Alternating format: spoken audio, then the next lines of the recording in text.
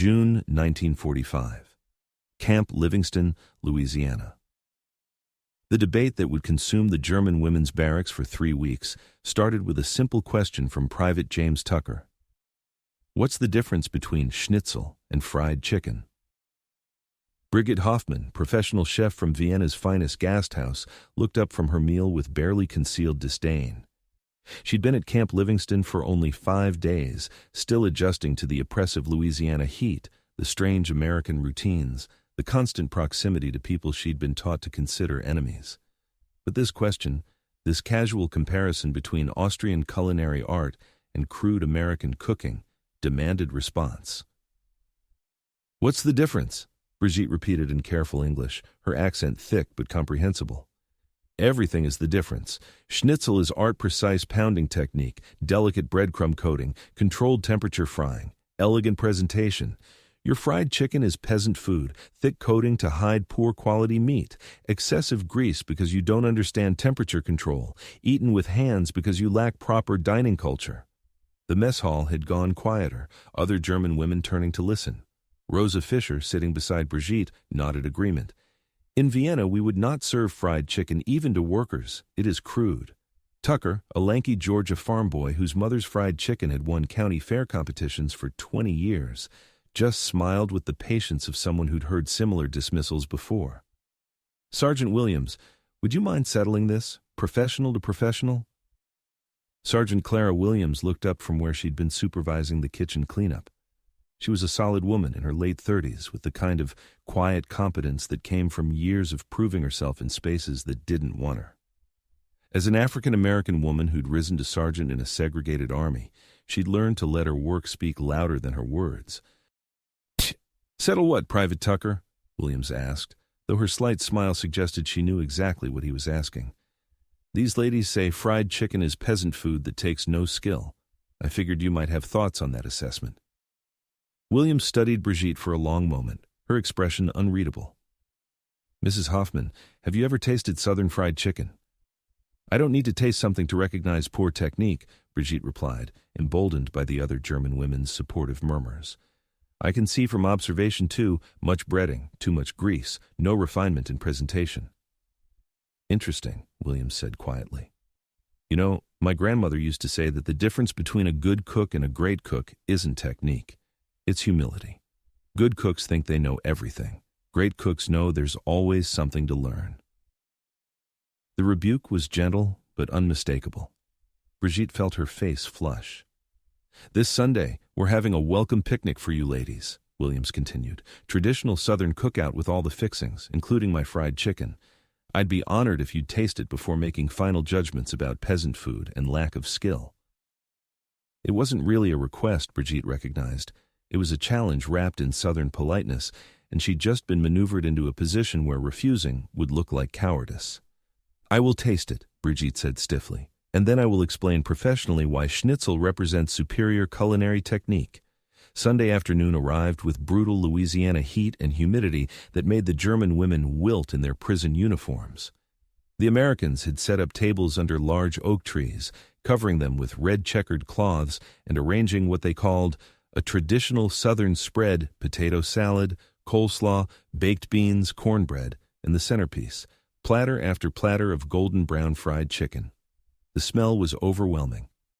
Brigitte had been prepared to encounter the greasy odor she associated with poorly executed frying, but instead, her trained nose detected layers: black pepper, paprika, something smoky, herbs she couldn't immediately identify, and underneath it all, the smell of perfectly fried protein at exactly the right temperature. American soldiers and staff were already eating, using their hands to tear into chicken pieces, grease glistening on their fingers while they laughed and talked. The informality offended Brigitte's Viennese sensibilities. This was exactly the kind of crude dining she'd expected from Americans. But even as she judged, she found herself studying the chicken with professional interest. The coating wasn't as thick as she'd assumed from a distance. It clung to the meat perfectly, suggesting proper adhesion technique.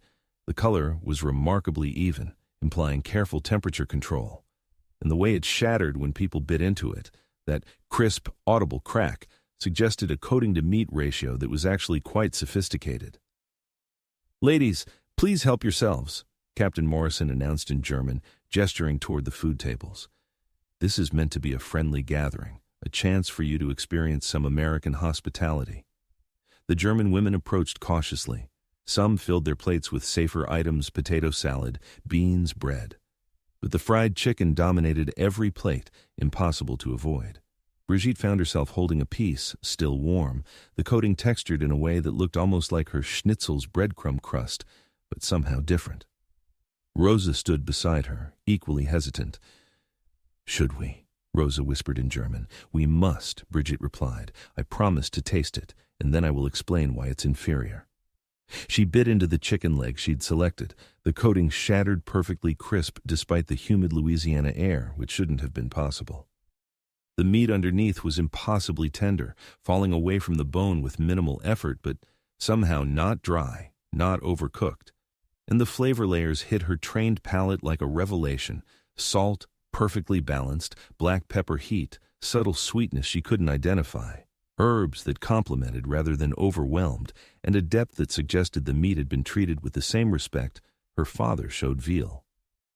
Brigitte stood very still, chewing slowly, her entire understanding of American cooking crumbling with each impossible perfect bite. "Well?" Williams asked, appearing beside her with that same patient expression. "Professional assessment?" Brigitte wanted to lie, to dismiss it, to find some flaw she could point to that would preserve her certainty about European superiority. But she'd been trained to evaluate food honestly, and honesty now demanded admission. She struggled to find words that wouldn't feel like complete surrender. "It's technically very well executed. The coating adherence is excellent. The meat is cooked perfectly. The seasoning is balanced." "But it's still peasant food?" Williams's tone wasn't mocking, just genuinely curious. "I don't understand," Brigitte admitted, the confession costing her enormously. "This level of technique, how is this possible with such simple ingredients and crude presentation?" "Maybe," Williams said gently. "The presentation is only crude if you're looking for the wrong things. And maybe 3 generations of women perfecting this recipe taught me something your culinary academy didn't. And that sophistication isn't always about elegance. Sometimes it's about making something simple into something perfect." The next morning, Captain Morrison authorized something unprecedented: a cooking competition. Brigitte would prepare her finest Wiener Schnitzel using camp kitchen facilities and ingredients. Williams would prepare her fried chicken using the same constraints. The German women prisoners and American staff would judge blindly. It was meant to settle the debate professionally, to give Brigitte a chance to prove Austrian superiority with evidence rather than rhetoric. But as Brigitte stood in the kitchen at dawn, examining the available ingredients, American veal that wasn't quite right, breadcrumbs that were too coarse, oil instead of proper lard, she felt the first tremors of doubt. Her schnitzel had always been perfect in Vienna, in her father's kitchen with proper ingredients and equipment. But here, in Louisiana, with substitutions and compromises, could she recreate that perfection? And more troubling, even if she could, would it actually be better than the chicken that had haunted her dreams all night? The competition would begin at noon. By 12:30, Brigitte's entire culinary identity would be in ruins. She laid out her ingredients with the precision her father had drilled into her. The veal cutlets were acceptable, but not ideal. American cattle were raised differently. The meat had a slightly different texture. The breadcrumbs were commercially produced, uniform, but lacking the character of fresh-made crumbs from proper Viennese bread. The eggs were fine. The flour was adequate, but it was the fat that worried her most: vegetable oil instead of lard or clarified butter, which would fundamentally change the flavor profile. "Morning, Mrs. Hoffmann," Williams said, entering the kitchen with her own supplies. "Ready for our little competition?" Brigitte watched as Williams unpacked ingredients with the confidence of someone who'd done this thousands of times. Chicken pieces already butchered, legs, thighs, breasts, wings. A large bowl that looked like it had been soaking overnight. Buttermilk, she realized. The chicken had been brining in buttermilk, a technique that would tenderize the meat and add flavor depth. "You brine it overnight?" Brigitte asked, professional curiosity overriding pride. "Every time," Williams replied. "My grandmother taught me that good fried chicken starts the day before you cook it. Patience is half the recipe." The statement landed heavily. Brigitte had been taught that schnitzel was about precision and speed, proper pounding, efficient breading, quick frying. The idea that peasant food required more advanced preparation than refined cuisine challenged assumptions she'd never questioned. By mid-morning, word of the competition had spread through the camp. The German women's barracks buzzed with urgent conversations. Rosa found Brigitte in the kitchen, pulling her aside with barely controlled anxiety. "You have to win this," Rosa whispered in German. "The other women are counting on you. We've spent 3 weeks telling the Americans their food is inferior. If you lose to fried chicken, if you admit theirs is better, what does that say about us? About everything we've been defending?" The pressure was suffocating. This wasn't just about food anymore. It was about German cultural pride, about whether defeat in war meant defeat in everything, about whether accepting that Americans might excel at something meant erasing their entire identity. "I'll do my best," Brigitte said, but her voice lacked the confidence Rosa clearly needed to hear. At 11 o'clock, Captain Morrison established the rules. Both cooks would have 2 hours. They'd work simultaneously in the same kitchen, but at separate stations. The finished dishes would be presented anonymously, plates marked only as A and B. A panel of 8 judges, 4 German prisoners, 4 American staff would taste both dishes and vote by secret ballot. "The goal," Morrison announced in both English and German, "is not to determine which country has superior cuisine. It's to evaluate 2 dishes objectively, based on technique, flavor, and execution. Professional respect, ladies. Let's show these cooks the courtesy they deserve." But Brigitte saw in the German women's faces that for them, this was absolutely about national superiority. Elke Müller, one of the younger prisoners, looked hopeful. Rosa looked determined. The older women looked anxious, as if their entire worldview depended on Brigitte's schnitzel defeating Williams's chicken. At noon precisely, Morrison said, "Begin." Brigitte started with the veal, placing each cutlet between sheets of parchment and pounding with rhythmic precision. This was muscle memory from thousands of repetitions. The cutlet had to be thin enough to cook through quickly, but not so thin that it tore. Each strike of the mallet had to be controlled, evening out the meat without destroying its structure. Across the kitchen, Williams was setting up her frying station with equal precision. Cast iron skillets, 3 of them, already heating on the stove. A thermometer clipped to each one, monitoring temperature with the kind of attention Brigitte associated with scientific cooking, not peasant food. Williams began removing chicken pieces from the buttermilk brine, letting excess liquid drip off. Then she set up a coating station that looked surprisingly sophisticated, multiple bowls containing what appeared to be flour mixed with various spices. Brigitte caught glimpses of the ingredients: black pepper, paprika, cayenne, garlic powder, onion powder, and something else she couldn't identify. "That's quite a spice mixture for simple peasant food," Brigitte said, unable to help herself. Williams glanced over with a slight smile. "My grandmother used to say that simple food done right requires more seasoning knowledge than fancy food. When you can't hide behind cream sauces and wine reductions, every spice has to earn its place." Brigitte had no response to that. She focused on her own preparation, setting up the breading station with flour, beaten eggs, and breadcrumbs. The classic 3-step process that had been refined over generations of Viennese cooks. But as she worked, she couldn't stop watching Williams. The way the sergeant dredged each chicken piece in seasoned flour, then buttermilk, then flour again. It was a technique, deliberate and precise. The way she tested the oil temperature not just with a thermometer but with a small piece of bread, watching how it browned, that was the kind of intuitive knowledge that came from years of practice. When Williams lowered the first pieces of chicken into the hot oil, they sizzled immediately with that perfect sound Brigitte recognized as exactly the right temperature. Not too hot, which would burn the coating before cooking the meat. Not too cool, which would result in grease-soaked chicken. Just right 350 degrees, Brigitte noted from the thermometer, the same temperature she used for schnitzel.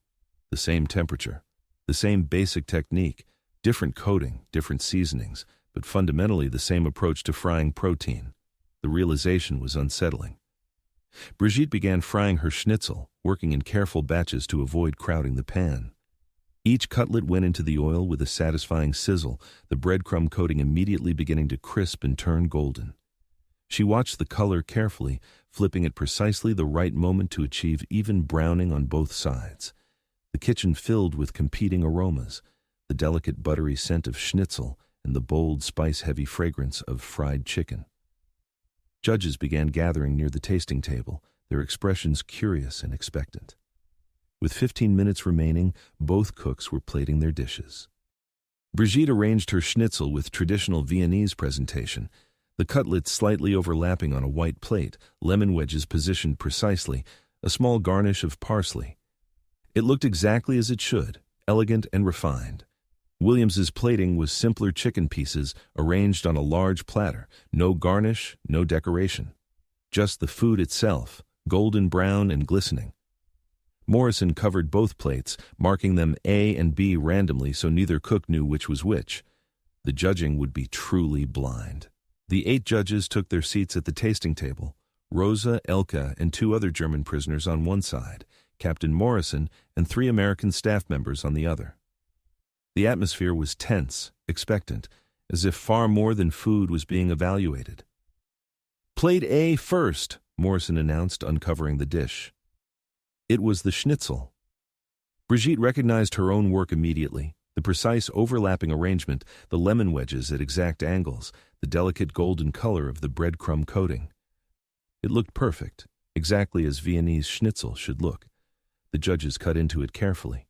The coating crackled appropriately. The veal was pale and tender. They chewed thoughtfully, making notes, their expressions professionally neutral.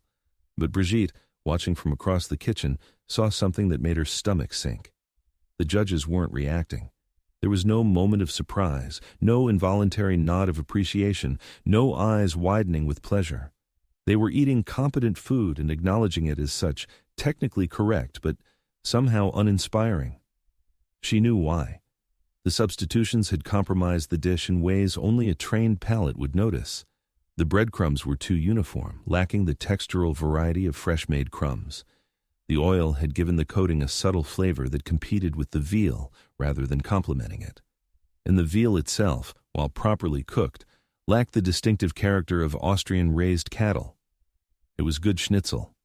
But it wasn't great schnitzel, and Brigitte had built her entire argument on greatness. "Plate B," Morrison announced. Williams's fried chicken was uncovered. Even from across the kitchen, Brigitte could see the coating's perfection, the way it had crisped into an almost lace-like texture, the deep golden brown color that spoke of perfect temperature control, the way small beads of moisture suggested the meat beneath was impossibly juicy. The judges picked up pieces, drumsticks, thighs eating with their hands as Americans did, and this time the reaction was immediate and visceral, eyes closed in pleasure, small sounds of appreciation. One of the American staff members actually laughed with delight. Even the German prisoners reacted. Elke's eyes widened with surprise. Rosa's expression shifted from skepticism to confused enjoyment. The other 2 German judges looked at each other as if trying to reconcile what they were tasting with what they'd been told to expect. The judging continued in silence. Both dishes tasted and retasted. Notes were made. But Brigitte already knew the outcome. She'd seen it in those first reactions, in the way people had responded to her technically perfect but uninspired schnitzel versus Williams's chicken that somehow transcended technique and became something more. After 10 minutes of deliberation, Morrison collected the secret ballots and counted them. Her expression remained neutral as she announced, "Plate B receives 8 votes. Plate A receives 0 votes. The winner is Plate B Sergeant Williams's fried chicken." The result hit Brigitte like a physical blow. Not close, not split, unanimous. Even the German prisoners had voted against her schnitzel. Rosa looked stricken, as if German civilization itself had been defeated. Elke looked relieved, as though she'd been given permission to admit what she'd already known. The older German women sat in stunned silence. Williams walked to the tasting table with quiet dignity, no triumph in her expression. "Thank you for the fair judging," she said simply. Brigitte stood frozen at her cooking station, surrounded by the tools of her trade, feeling her professional identity crumble. She'd been so certain. So absolutely convinced that Austrian technique represented the pinnacle of cooking, that American food was crude by definition, that her training made her superior to this Southern sergeant who'd learned from her grandmother. And she'd been unanimously, devastatingly wrong.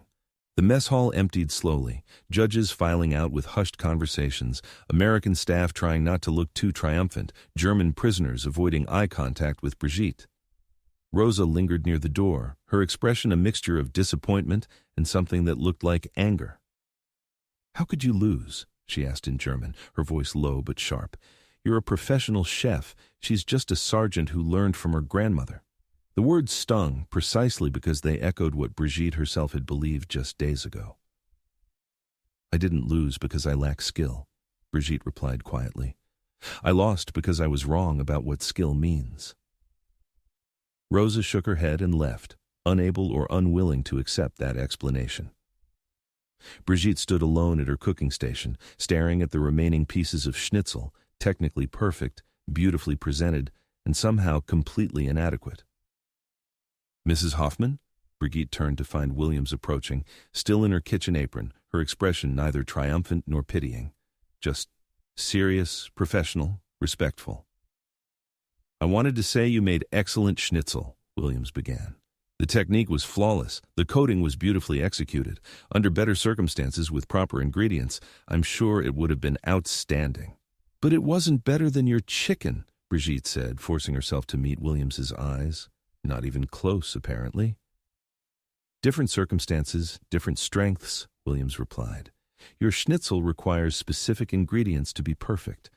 My chicken was developed by people who had to make do with whatever they could get, which means it adapts better to substitutions and limitations." Brigitte hadn't thought of it that way. Her grandmother's recipe had been created by enslaved people who couldn't demand premium ingredients, who had to make excellence out of whatever was available.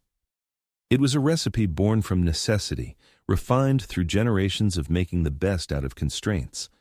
Her father's schnitzel, by contrast, had been developed in a wealthy gasthaus with access to the finest ingredients.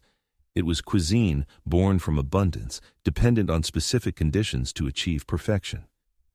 "I need to understand," Brigitte said, the words coming with difficulty. "I need to know how you achieved that result. The coating texture, the seasoning layers, the moisture retention in the meat. I've been cooking professionally for 15 years, and I've never produced anything that good." William studied her for a long moment. "You asking me to teach you?" "Yes." The admission felt like swallowing broken glass. "I'm asking you to teach me." "Even though it's peasant food? Even though it's crude and lacks refinement?" Brigitte flinched at her own words being returned to her. "I was wrong to say those things. I judged without understanding. Your chicken isn't peasant food. It's mastery that I mistook for simplicity because it didn't look like the mastery I was trained to recognize." Williams nodded slowly, seeming to measure Brigitte's sincerity. "My grandmother's recipe survived 3 generations. Slavery, sharecropping, Jim Crow. She taught my mother in a kitchen she didn't own, cooking for white families who took credit for her genius. My mother taught me while working 2 jobs to keep food on our table. This recipe isn't just food, Mrs. Hoffmann. It's resistance, survival, and dignity coated in flour and spice." The weight of that history settled over Brigitte. She'd been dismissing not just a recipe, but generations of knowledge hard-won by people who'd been denied the kind of formal training she'd taken for granted. "I understand if you don't want to teach me," Brigitte said. "I haven't earned the right to ask." "Oh, you haven't," Williams agreed bluntly. "But I'm going to teach you anyway. You know why?" Brigitte shook her head. "Because my grandmother used to say that the worst thing about prejudice isn't the hate, it's the waste. All the knowledge that never gets shared because people can't see past their assumptions. All the excellence that gets dismissed because it comes from the wrong people." Williams paused. "You were wrong about my chicken, Mrs. Hoffmann, but you were honest enough to admit it when the evidence proved otherwise. That's rare. That's worth teaching." "What do I need to do?" "First thing, stop thinking of technique as something that only happens in fancy kitchens with fancy training. My grandmother couldn't read, but she understood protein structure, salt penetration, and temperature control better than any culinary school graduate. She just explained it differently. She'd say, the chicken needs to pray in the buttermilk overnight, instead of brining for 12 hours optimizes moisture retention. Brigitte felt something shift in her understanding. She'd been so focused on formal terminology, on European cooking vocabulary, that she'd missed the sophisticated knowledge hidden in Williams's grandmother's plain language. "When do we start?" Brigitte asked. "Tomorrow morning, 4 a.m. That's when the chicken goes into the buttermilk. You want to learn this recipe? You're going to learn every step, starting with the ones most cooks never see because they happen the day before." Brigitte nodded. "I'll be here." As Williams turned to leave, Brigitte called after her. "Sergeant Williams, thank you for not making this harder than it already is." Williams looked back with something that might have been the beginning of respect. "My grandmother also used to say that teaching someone who thinks they know everything is impossible. But teaching someone who's just discovered they don't, that's when real learning begins." 4 a.m. came brutally early. Brigitte dragged herself from her bunk in the dark barracks, moving quietly to avoid waking the other women. She dressed quickly and made her way across the silent camp to the mess hall kitchen, where a single light already burned. Williams was waiting, 2 whole chickens laid out on the prep table alongside a large ceramic bowl, buttermilk, salt, and an array of spices Brigitte didn't immediately recognize. "First lesson," Williams said without preamble. "This isn't about following a recipe. This is about understanding what you're doing and why. You can't just memorize steps, you have to feel when it's right." Brigitte nodded, pulling out a small notebook she'd brought. Williams noticed and smiled slightly. "You can take notes if you want, but the real recipe won't fit on paper. My grandmother couldn't write it down even if she'd wanted to. It lived in her hands, her timing, her judgment. Then how do I learn it? By doing it wrong enough times to recognize right." Williams gestured to the chickens. "First step, butchering. Most people buy chicken already cut up, but knowing how to break down a whole bird teaches you about the meat, where it's tender, where it needs more time, how the bones affect cooking." For the next hour, Williams demonstrated butchering technique that was different from what Brigitte had learned in culinary school, but no less precise. Every cut had purpose. Every piece was handled with respect. "The breast is going to cook faster than the thigh," Williams explained, separating the pieces. "Dark meat has more fat, more connective tissue, needs more time. When you're coating and frying, you have to account for that. Either cook them separately or adjust your timing." Brigitte took mental notes, watching how Williams's knife moved with the kind of unconscious skill that came from thousands of repetitions. This wasn't formal French technique, but it was expertise nonetheless. Next came the brine. Williams mixed buttermilk with salt, black pepper, and hot sauce in proportions she measured by eye rather than measuring cups. "How do you know how much?" Brigitte asked. "Taste it. The brine should be salty enough to season the meat all the way through, but not so salty it overwhelms. The buttermilk's acidity will tenderize, the salt will penetrate, the pepper and hot sauce will add base flavor." Williams handed her a spoon. Brigitte tasted it was aggressively seasoned, more than she'd use for anything in Viennese cooking. "It seems too salty," Brigitte said hesitantly. "For a sauce, yes, but this is going to soak into thick pieces of meat for 12 hours. By tomorrow, it'll be perfect. That's the patience part I mentioned. You have to trust the process, even when it doesn't make immediate sense." They submerged the chicken pieces in the brine, Williams showing Brigitte how to ensure each piece was fully covered, how to weight them down so they wouldn't float. "Now we wait," Williams said. "Tomorrow morning at 4, we start the actual cooking, but tonight taught you the foundation preparation matters more than execution. Rush this step and no amount of good frying technique will save you." Over the next 3 weeks, Brigitte arrived at 4 a.m. every morning. She learned how Williams mixed her coating flour, the exact ratio of all-purpose to cornmeal that created the ideal texture, the spice blend that had taken Williams's grandmother years to perfect. She learned temperature control not from thermometers, but from how the oil moved, how test pieces of bread browned, how the chicken sounded when it hit the fat. "You're listening for the sizzle to be aggressive but not violent," Williams explained during one session. "Too quiet means the oil's not hot enough. You'll get greasy chicken. Too loud means it's too hot, burned coating, raw meat inside." Brigitte filled her notebook with observations, but increasingly she found Williams was right. The real knowledge was in her hands, her ears, her developing instincts. She was learning to cook the way Williams's grandmother had taught, through doing and feeling, rather than measuring and timing. The other German prisoners noticed her transformation. Rosa confronted her one evening in the barracks. "You're spending every morning with that American sergeant," Rosa said, her tone accusatory. "Learning to cook peasant food instead of teaching them about proper European cuisine. Don't you have any pride?"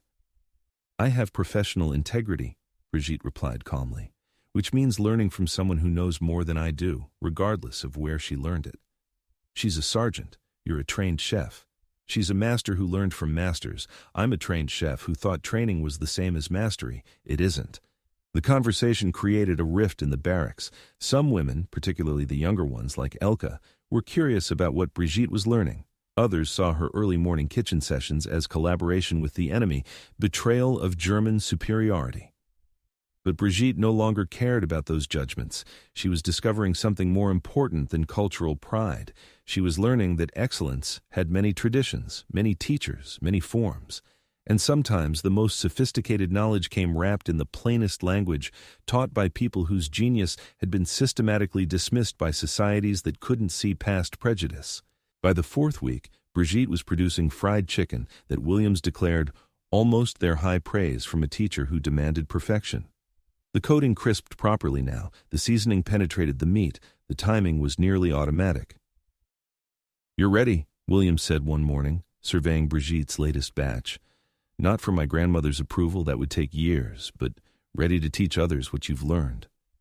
"Teach?" Brigitte looked up from the chicken she'd just pulled from the fryer.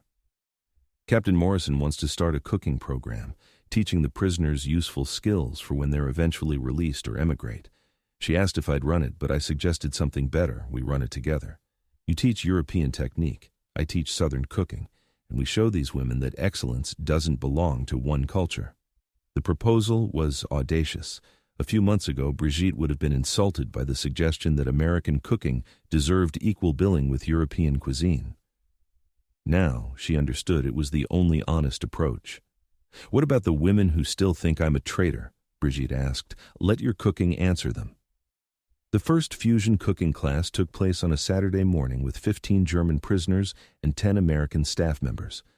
Brigitte and Williams stood at the front of the converted classroom, a kitchen station between them. "Today," Brigitte announced in improving English, "we teach you that good cooking has no nationality, only technique, respect for ingredients, and willingness to learn." Williams added, "We're going to make something neither of us grew up with: schnitzel seasoned with southern spices, fried using techniques from both traditions. Call it what you want. We call it good food." They demonstrated together, Brigitte showing the proper way to pound veal thin, Williams explaining how southern seasoning could enhance rather than overwhelm delicate meat. Brigitte's precise breading technique combined with Williams's spice knowledge. European presentation married to American bold flavors. The result was something neither traditional schnitzel nor fried chicken, but something new that honored both traditions. When the students tasted it, their reactions ranged from surprise to delight. Even Rosa admitted it was unexpectedly excellent. "This is what my grandmother understood," Williams told the class. "Cooking isn't about defending territory, it's about feeding people well. If another culture has a technique that works better, you use it. If your tradition has wisdom to share, you share it. Pride that prevents learning is just foolishness with a fancy name." Elke raised her hand. "But how do we maintain our German identity if we start cooking like Americans?" "You maintain identity by knowing who you are," Brigitte replied, "not by refusing to learn from others. I'm still Austrian. Learning Southern cooking doesn't erase Vienna, it adds to it." Over the following months, the program expanded. Brigitte taught proper knife skills, sauce construction, European baking techniques. Williams taught Southern fundamentals, how to season cast iron, the importance of patience in slow cooking, the sophisticated simplicity of well-executed comfort food. But more importantly, they taught respect. Respect for techniques developed by enslaved people who created excellence from limitation. Respect for European traditions refined over centuries. Respect for the idea that mastery could look different and still be mastery. One morning, as they prepared for class, Williams said quietly, "You know what my grandmother would have thought of you?" That I was an arrogant fool who needed humbling? Williams laughed. Well, yes, but also that you were teachable. She used to say the only unforgivable sin in a kitchen is refusing to admit you're wrong. Everything else can be fixed. Brigitte thought about the woman she'd been 4 months ago, so certain of European superiority, so quick to dismiss American cooking as crude, so unwilling to consider that her training might be incomplete rather than comprehensive. I was insufferable, she admitted. You were ignorant, Williams corrected. There's a difference. Insufferable people stay that way.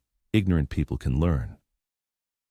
6 months after the cooking competition that had shattered her assumptions, Brigitte stood in the same kitchen teaching a class of newly arrived German prisoners. She recognized the skepticism in their faces when Williams demonstrated fried chicken technique, the same dismissive certainty she'd once felt. I know what you're thinking, Brigitte told them in German. You're thinking this is peasant food, that your European training makes you superior, that Americans don't understand real cooking. I thought exactly the same thing. Then I tasted Sergeant Williams's chicken and had to admit I'd been catastrophically wrong. She held up a piece of perfectly fried chicken alongside a perfectly executed schnitzel. These are both excellence. Different techniques, different traditions, but equal mastery. The sooner you understand that, the sooner you'll actually become good cooks instead of just trained ones. Rosa, who'd gradually softened her stance over months of tasting the fusion dishes, added from her seat. Listen to her. I fought this for weeks, insisted we had to maintain German standards. What I learned is that German standards and American standards aren't opposites. They're both valuable. Refusing to see that isn't pride. It's waste. Williams approached Brigitte as the class worked through their first chicken brining exercise. Your father would be proud, she said, not because you learned Southern cooking, but because you were brave enough to admit you didn't know everything. My father always said the mark of a true chef is humility, Brigitte replied. I just didn't understand what he meant until I met you. That evening, Brigitte wrote a letter to her father in Vienna. If he was still alive, if the letter ever reached him. She described the cooking competition, her devastating defeat, and the education that had followed. She told him about Williams's grandmother's recipe surviving 3 generations, about techniques that rivaled anything she'd learned in culinary academy, about discovering that mastery wore many faces. She ended the letter with a realization that had taken months to fully understand.